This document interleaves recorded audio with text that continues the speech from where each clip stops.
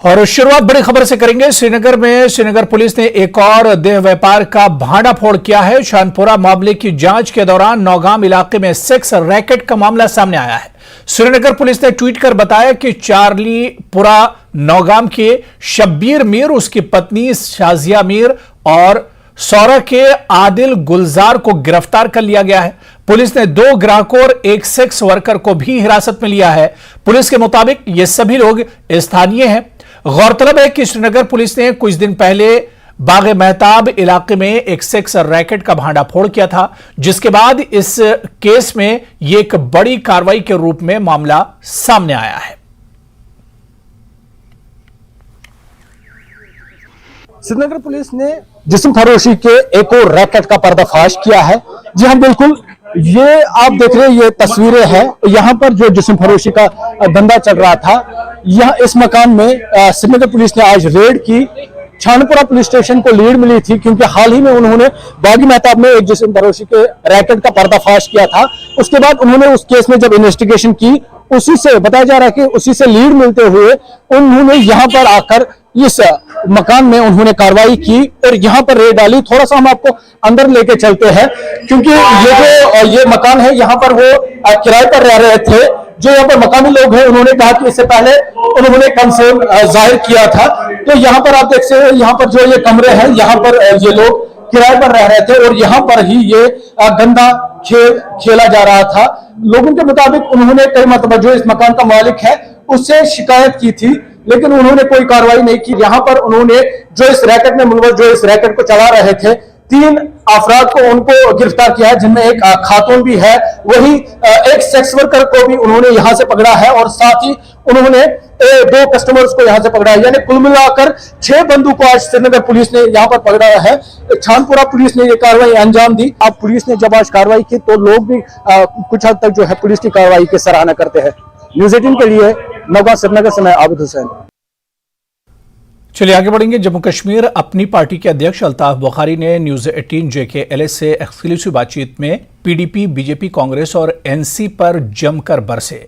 हमारे संवाददाता समीर भट्ट से बात करते हुए अल्ताफ बुखारी ने राजनीतिक मुद्दों पर खुलकर अपनी बात रखी। उन्होंने जम्मू कश्मीर में मौजूदा स्थिति के लिए PDP, BJP, कांग्रेस और NC को जिम्मेदार ठहराया, जबकि PM मोदी की तारीफ करते हुए कहा कि PM मोदी और गृह मंत्री में नेतृत्व के सभी गुण हैं। गुलाम नबी आजाद पर टिप्पणी करते हुए बुखारी ने कहा कि जम्मू कश्मीर में आतंकवाद के बढ़ावे के लिए आजाद जिम्मेदार हैं। इनके अनुसार आजाद को नहीं पता कि उन्हें क्या करना है। बुखारी ने चुनाव में देरी पर बीजेपी के डर की वजह बताया। सुनिए उन्होंने मजीद क्या कुछ कहा। जब मैंने कहा कि जो मेस जम्मू कश्मीर में पिछले 72 साल में हुआ था, जो जमातें यहाँ पावर में थी, उनका एक बहुत बड़ा रोल है। नेशनल कॉन्फ्रेंस मेजर टाइम पे पावर में रही, कांग्रेस रही, PDP भी 10-12 साल रही और बीजेपी भी रही। कोलिशन में कभी नेशनल कॉन्फ्रेंस के साथ, कभी PDP के साथ। और मेरा आज भी मानना है कि अगर उन्होंने वो मैस क्रिएट नहीं किया होता, शायद अगर 87 की धांधलियां नहीं होती तो मिलिटेंसी बंदूक नहीं आ जाता। अगर 1953 में शेख मोहम्मद अब्दुल्ला को रीथिंकिंग नहीं होती तो वो माजराई शुमारी का पंगा नहीं हुआ होता। शायद 65 की जंग भी नहीं हुई होती, शायद 71 की जंग भी नहीं हुई होती, जो जिसमें हमारे ही लोग बर्बाद हो गए, उजड़ गए, जो बॉर्डरों पे थे। तो मेरा कहने का मतलब बड़ा क्लियर है और मैं आज भी कहता हूँ, ये बात भी सच है कि हम भी 2-3 साल PDP के साथ वाबस्ता रहे, मंत्री भी थे, मिनिस्टर रहे, लेकिन हमने तब भी बात बहुत खरी कही। हमने बात तब भी खरी कही कि साहब, यू कैन नॉट, दोनों चीजें नहीं हो सकती हैं। अगर आप सरकार चला रहे हैं तो फिर सरकार चलानी है, then you have to be tough with anti nationals. Jammu Kashmir की सियासत में हम फलक्रम हैं, हमारे इर्द गिर्द ही घूमना है। जिसको भी सरकार बनानी है उसको हमारे इर्द गिर्द घूमना है। क्यों? सरकार हमारी होगी, ये हमारी चॉइस होगी, हम किस पार्टी के साथ जाएंगे अगर हमें जरूरत पड़ी। वैसे तो लगता है जैसे चल रहा है हमें जरूरत नहीं पड़ेगी। अगर जरूरत पड़ी, we are not averse to anybody. हम तो हम तो किसी को वर्ष नहीं है, मैं किसी को कोरोना नहीं मानता हूं, हम कोरोना किसी को नहीं मानते, लेकिन हमारी अपनी शराइत है। हम वैसे ही देखिए, इस मुल्क का वजीर आजम, इस मुल्क का होम मिनिस्टर, हम तो वैसे ही उनको ही मानते हैं लीडर। हम तो बाकी किसी और को लीडर, हमारा बीजेपी के साथ क्या ताल्लुक है? हमें डायरेक्ट ऊपर नहीं, हम वजीर आजम के साथ ताल्लुक है, वो हिंदुस्तान के होम। तो आपको लगता है जो मैंने नौकरियों का ऑर्डर लाया वो मैं किसी और से ला सकता था? वो मैंने गवर्नमेंट ऑफ इंडिया ने ऑर्डर 24 घंटे में किया, लाई ना, नौकरियां बचाई। 370 में यही था ना कि हमारी नौकरियां हमारे लिए, वो मैंने कर लिया ना। और बीजेपी वाले भी खुश, हमने 370 उठाया। सिचुएशन सुनिए, जम्मू कश्मीर के लोग भी खुश थे, हमने अपनी नौकरी बचाई, जमीनें 95% बचाई। उन्होंने अपना वादा पूरा किया लोगों के साथ, मैंने अपना वादा पूरा अपने हिसाब से बीजेपी के साथ भी किसी के पास जा सकते हैं या आ सकते हैं। जनाब, मैंने कहा आपको मैं सरकार बनाऊंगा और मुझे लगता है मुझे किसी की जरूरत नहीं पड़ेगी, क्यों इनकी हालत नहीं है किसी की सरकार में आने की। अब हमें पता नहीं है वो कांग्रेसी हैं क्या है, क्या लगता है क्या है? मुझे पता नहीं है क्या है। मुझे तो लगता है कि वो खुद अपनी पहचान शायद उनको अभी वो ढूंढ रहे हैं कि मैं क्या हूं। He is trying to invent himself. तो जब उनको पता लगेगी हमें भी पता लगेगी, लेकिन अभी लगता है कि गुलाम नबी आजाद साहब कहीं खो गए हैं। उनको समझ नहीं है कि मैं क्या हूं, मैं कहाँ हूं, मैं कांग्रेसी था, क्यों था, कब था भी या नहीं था। जो चाहिए सीधा मांगो, कर लो, इसमें क्या कान यहां से कभी नाक पकड़ते हो, कभी वहां से पकड़ो, सीधा कर लो जनाब, इसमें क्या है। यहां जम्मू कश्मीर वालों ने तो आपको अलविदा कर दिया है। और उधर अल्ताफ बुखारी के बयान पर तीखी प्रतिक्रिया देते हुए पूर्व डिप्टी सीएम और बीजेपी नेता कविंदर गुप्ता ने कहा कि बीजेपी एक लोकतांत्रिक पार्टी है और जम्मू कश्मीर में भी जल्दी चुनाव चाहती है, लेकिन चुनाव कराना भारत के चुनाव आयोग का विशेष अधिकार है। लेकिन ये बीजेपी के खिलाफ ऐसे बयान इसलिए दे रहे हैं क्योंकि इन्हें पता है कि जम्मू कश्मीर में विधानसभा चुनाव के बाद बीजेपी फिर से सत्ता में आने वाली है। सीएम कविंदर गुप्ता हमारे साथ मौजूद हैं। अल्ताफ बुखारी का कहना है कि बीजेपी यहां चुनाव करवाने से डरती है और जिस तरह के टैक्स यहां पे लगाए गए, ये सब बीजेपी ही इसके पीछे है। देखिए, देश के हित के लिए, देश के रिफॉर्म्स के लिए जो भी बात की जाएगी, भारतीय जनता पार्टी को हमेशा उसका समर्थन मिला है। पहले लोग डीमोनेटाइजेशन के ऊपर भी चिल्लाते थे, लेकिन आज उसका असर क्या हुआ इसको लोग जानते हैं। जहाँ तक भारतीय जनता पार्टी का चुनाव में जाने का सवाल है, इसी महीने यहाँ पर इलेक्शन कमीशन ऑफ इंडिया आ रहा है। पहले से स्थितियाँ बेहतर हैं, उनकी रिपोर्ट के बाद इलेक्शन होंगे। ये prerogative election commission of India का है। भारत सरकार उसके लिए पहले ही कह चुकी है कि स्थितियाँ साजगार हैं और बीजेपी लगातार लोगों के हितों के लिए, चाहे वो कोरोना महामारी के दौरान या दूसरे विषयों को लेकर के साथ रही है। हमें पूर्ण विश्वास है कि आने वाली जो सरकार है वो भारतीय जनता पार्टी की होगी। क्या बीजेपी ये मांग उठाती है चुनाव आयोग के सामने कि जल्द चुनाव करवाए जाएं? बिल्कुल, भारतीय जनता पार्टी एक लोकतांत्रिक सरकार चाहती है और जब भी इलेक्शन डिक्लेयर होंगे, हम आज भी बूथ सशक्तिकरण के लिए लगे हुए हैं। कार्यकर्ता लगातार काम कर रहा है, तो स्वाभाविक बात है कि काम आदमी इलेक्शन के लिए करता है। राजनीतिक पार्टी है। अल्ताफ बुखारी जो कि सवालिया निशान लगातार उठा रहे हैं बीजेपी पे, क्या कहेंगे? देखिए, बीजेपी पर तो सभी सवालिया निशान उठाएंगे, क्योंकि उनको पता है बीजेपी जाने वाली नहीं है। आज पूरा देश का गठबंधन, कभी गुपकार इसीलिए इकट्ठे होते हैं क्योंकि बीजेपी का एक डर उन्हें सता रहा है। तो जिस तरह उनका कहना है कि अब बीजेपी के अगेंस्ट इसलिए बोला जाता है क्योंकि जो बीजेपी का इस वक्त वर्चस्व है पूरे देश में और जम्मू कश्मीर में भी बीजेपी आएगी वापस सत्ता में, ये तमाम पार्टियों को पता है, इसलिए इस तरह के बयान दिए जा रहे हैं। कैमरामैन नारायण दत्त के साथ राजन वैद, न्यूज़ 18 जम्मू। उधर डीपीएपी के प्रवक्ता सुजाता बशीर की भी प्रतिक्रिया सामने आई है। उनका कहना है कि बुखारी की पार्टी बीजेपी से जुड़ी हुई है। सुनिए। ये भी बोल रहे हैं कि अल्ताफ बुखारी बीजेपी की पार्टी है। क्या वो बीजेपी की पार्टी है? क्या वो रिस्पांसिबल है फिर यहाँ बीजेपी लाने के लिए? अगर ऐसी बातें वो कह रहे हैं, मुझे लगता है he should think again and think मैं किन के बारे में बात कर रहा हूँ। एंड सारा जम्मू कश्मीर जानता है कि गुलाम नबी आजाद क्या है और उन्होंने क्या क्या काम किए हुए यहाँ। सो आई थिंक अल्ताफ साहब should not speak like this. एक ऐसी पर्सनैलिटी, एक पार्टी प्रेसिडेंट होके ये बातें करना बड़े अफसोस की बात है। चंद रोज पहले रेलवे स्टेशन खड़ी के नजदीक मिनी पावर प्रोजेक्ट और रेलवे तामीराती कंपनी के हुकाम की लापरवाही की वजह से करंट लगने से जख्मी 46 साल शहरी अल्ताफ हुसैन नाइक ने जख्मों के ताब न लाते हुए दम तोड़ दिया। बताया गया कि महलूक शख्स 5 बेटों के बाप थे। आज सुबह उनकी मैयत घर पहुंचते ही सैकड़ों लोगों ने एहतजाजी मुजाहरे किए। मुजाहिरीन ने लाश को जम्मू श्रीनगर शाहराह पर रखकर एहतजाज किया। बाद में पुलिस और सिविल इंतजामिया के हुकाम ने मौके पर पहुंचकर लोगों को मामले की तहकीकात का यकीन दिलाया और खताकारों के खिलाफ सख्त कानूनी कार्रवाई करने की बात कही।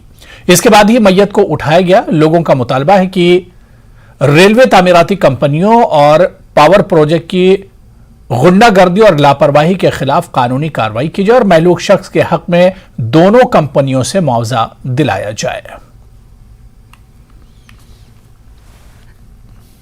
इसकी 6 बच्चियां हैं घर के अंदर, कोई रोजगार कमाने वाला नहीं है, बच्चा एक माजूर है और हम यही दरखास्त करते हैं आखिर इस डेड बॉडी को कौन जिम्मा लेगा, ये किसके सर चढ़ाए, हम किसके साथ फरियाद करें। पूरी पब्लिक वहां से हाईवे पे आई और डेड बॉडी लेकर आई, वहां हमने उनके पैर पकड़े। हम एसडीएम साहब के पास जाएंगे, एडमिशन से रिक्वेस्ट करेंगे। लेकिन कमाल अफसोस ये है कि प्रोजेक्ट का एक मैनेजर है जो सुबह से अभी तक न एसडीएम साहब तक पहुंचता है न यहाँ की एडमिशन तक पहुंचता है। और ये आज का मसला नहीं, हमेशा से ये सिलसिला चला आ रहा है। हम फरियाद कर रहे हैं, हम दाद रसी के लिए आए हैं कि वो उस परिवार के लिए एडमिशन क्या कर रही है, शराब क्या कर रहा है, उन बच्चियों का क्या बनेगा, उनका वारस कौन बनेगा, कब तक हम यतीमों को वहां खड़ी के। आज का मसला नहीं, बहुत सारे हमने चलो लोग पाल लेंगे, लेकिन कितने लोगों को हम वहां पालेंगे। आप चलिए हमारे साथ, हम एडमिनिस्ट्रेशन से बात करेंगे। बनिहाल में एसडीएम साहब के पास पहुंचे और वहां पर भी जो प्रोजेक्ट के वहां चेयरमैन हैं संजय सराफ, वो भी आ रहे हैं। लेकिन अभी हम 4 घंटे से इंतजार कर रहे हैं, न वो अभी फ़ोन उठा रहे हैं न फ़ोन किसी का रिसीव कर रहे हैं। शायद उनका फ़ोन स्विच ऑफ आ रहा है। अभी 2-3 दिन पहले का मसला हुआ, यहाँ पे एक करंट लगी थी एक शख्स को, उसका वो ज़ेर इलाज श्रीनगर में था, लेकिन आज उसकी डेथ हो गई। लोगों ने प्रोटेस्ट किया है, ये खबर आई है, लेकिन इसमें ऑलरेडी एक एफआईआर दर्ज हो चुका है। Whatever it will be as per norms, जो उनको मिल जाएगा, whatever it will be as per norms, जो उनको मिल जाएगा, whether it is a compensation और देखेंगे अगर ये क्राइम है कि एक टॉर्टिस एक्ट है, तो जो भी होगा वो उनको under rules as per norms मिल जाएगा। तमिलनाडु के 32 वर्षीय निजामुद्दीन इंटरनेट की लत, नशीली दवाओं के दुरुपयोग और अन्य सामाजिक बुराइयों के बारे में जागरूकता बढ़ाने के लिए देश भर में साइकिलिंग कर रहे हैं। निजाम, जो इस समय कश्मीर में है, उन्होंने आज कश्मीर से अपनी यात्रा शुरू की और उन्हें विश्वास है कि कठिनाइयों के बावजूद कन्याकुमारी पहुंच सकेंगे। From Kashmir to Kanyakumari, you are going to go on a cycle and you are basically talking about this message that we need to save the future and we need to stay away from the drugs. And apart from that, you are talking about other social causes as well. So kindly tell News 18 and our viewers that what was the reason behind starting this? Yes, this anonymous meeting was started 1935. The 2 members, big drinkers before, they are starting the anonymous meeting, but the anonymous meeting is available for every problem, for cocaine anonymous, heroin anonymous, pistol anonymous, pills anonymous, tablet, injections, everything, drugs, alcohol, everything, gadgets, gamblers, gamblings, everything anonymous they need. That why I am the promote the anonymous. That why I am going started from here to Kanyakumari. GMC Rajouri के 3 MBBS students का कोविड-19 test positive पाया गया, जिसके बाद इन students को isolate कर दिया गया है। इस संबंध में जानकारी देते हुए जीएमसी राजौरी के अध्यक्ष डॉक्टर महमूद ने कहा कि स्वास्थ्य विभाग की टीम ने कल टेस्टिंग प्रक्रिया शुरू की है और 70 स्टूडेंट्स के सैंपल जमा किए गए हैं। इस दौरान कम से कम 3 स्टूडेंट कोविड-19 पॉजिटिव पाए गए और उन्हें आइसोलेट कर दिया गया। जो है वो आज सामने आया कि 3 केस जो है वो पॉजिटिव है और इसको हम आगे जो है फर्दर जीनोम सीक्वेंसिंग के लिए भी जो है वो भेज रहे हैं ताकि ये कंफर्म हो कि ये म्यूटेशन जो है किस टाइप की है। तो मैं आपके माध्यम से यही कहना चाहूँगा कि कोई पैनिक जो है वो क्रिएट ना करें, सिर्फ जो है कोविड अप्रोप्रिएट बिहेवियर का पालन करें, मास्क का प्रयोग करें गैदरिंग में और ट्राई करें कि गैदरिंग से अवॉइड किया जाए, सोशल डिस्टेंस का पालन करें और बार बार जो है वो हाथ धोएं। आज श्रीनगर में नात और मुशायरा कार्यक्रम का आयोजन किया गया। नगीना इंटरनेशनल और मीज़ान पब्लिशर्स ने इस प्रोग्राम का आयोजन किया। इस अवसर पर रफीक राज, वैशी सईद, इमदाद साकी और अन्य कई मशहूर कवि और सूफी लेखक उपस्थित थे। न्यूज़ 18 से बात करते हुए वैशी सईद ने कहा कि रमजान के पवित्र महीने के दौरान इस तरह के आयोजन एक अच्छी बात है। पब्लिशर्स के एहतमाम से एक नातिया मुशायरा कंडक्ट हुआ और इसमें जितने भी वादी के नामवर शायर शोरा है उन सब ने शिरकत की। ये नातिया मुशायरा माह रमज़ान के सिलसिले में हुआ था। अल्लाह ताला की दुआ से ये कामयाब रहा। किताबों के बारे में या जो हमारा अदब है, जो हमारा असासा है, उसको फ़रोग दिया जाए और नई नस्ल तक पहुँचाया जाए। तो इसी सिलसिले में आज की तकरीब यहाँ होटल शहनशाह के अदब में हुई, जिसमें से तकरीबन 20 के करीब उर्दू शुअरा ने अपने कलाम पेश किया और इसमें सबसे प्रोमिनेंट शायर थे। जैसे प्रदेश में कोरोना संक्रमण के मामले बढ़ते जा रहे हैं और बढ़ते मामलों को लेकर डायरेक्टर सुदेश मोक्टा ने कहा कि कोविड को लेकर स्थिति नियंत्रण में है। साथ ही प्रतिदिन 5000 के करीब टेस्टिंग की जा रही है।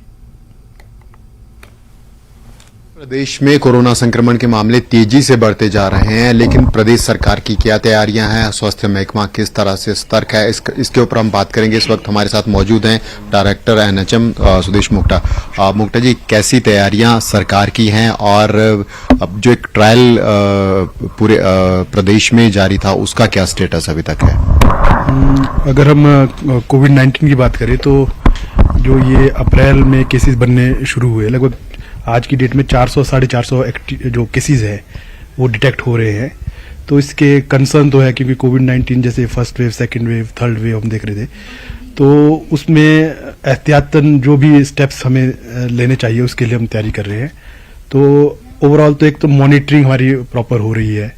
दूसरा, जो जैसे कि एक शेड्यूल 10 और 11 तारीख को जो मॉक ड्रिल है कि जो हमारी मेडिकल फैसिलिटीज़ है वो कोविड-19 के लिए कितनी प्रिपेयर्ड है, इसका पूरा एक एक जो हमारे सभी डिस्ट्रिक्ट्स में जो हॉस्पिटल्स हैं उनकी प्रॉपर मॉक ड्रिल हमारे कंडक्ट कर रहे हैं।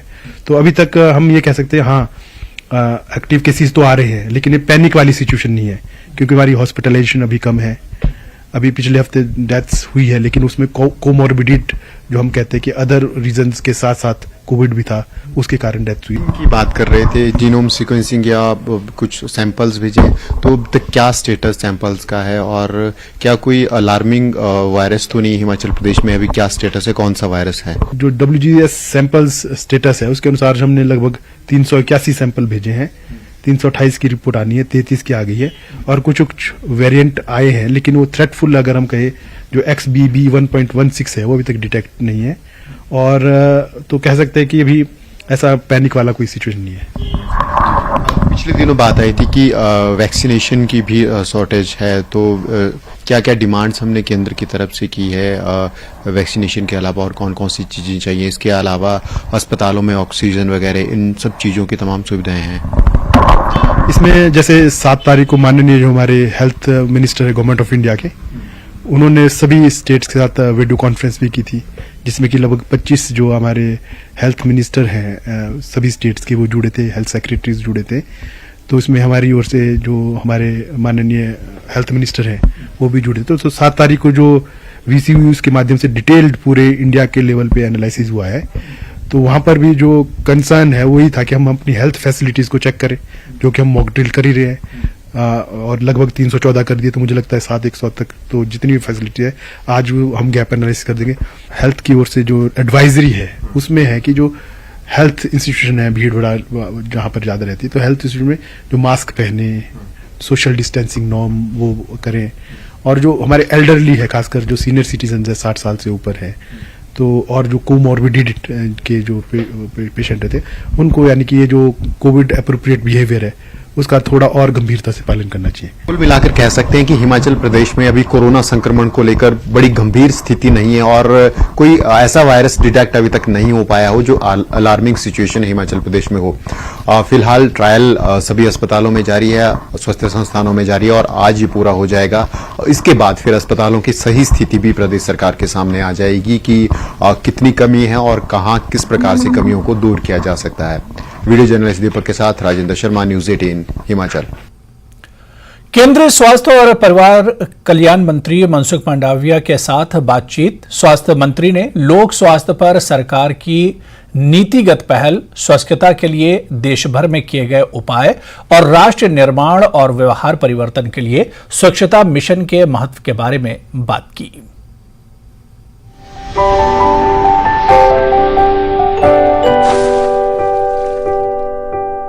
कोई भी देश को समृद्ध राष्ट्र बनना है तो उसकी प्राथमिकता होती है ये स्वस्थ राष्ट्र बने। मैं आपकी स्वच्छता की मुहिम के साथ जुड़ता हूँ। ये आपकी मुहिम नहीं है, ये देश की मुहिम है, देश के लिए है, देश के द्वारा चलाई जानी चाहिए और देश के द्वारा चलाने के लिए आप भी पार्टनर है, मैं भी पार्टनर हूँ, देश के हर नागरिक पार्टनर है। मैं अपेक्षा करता हूँ कि हर नागरिक इस मुहिम से जुड़े और देश को स्वच्छ और स्वस्थ राष्ट्र बनाने में सहयोग दे।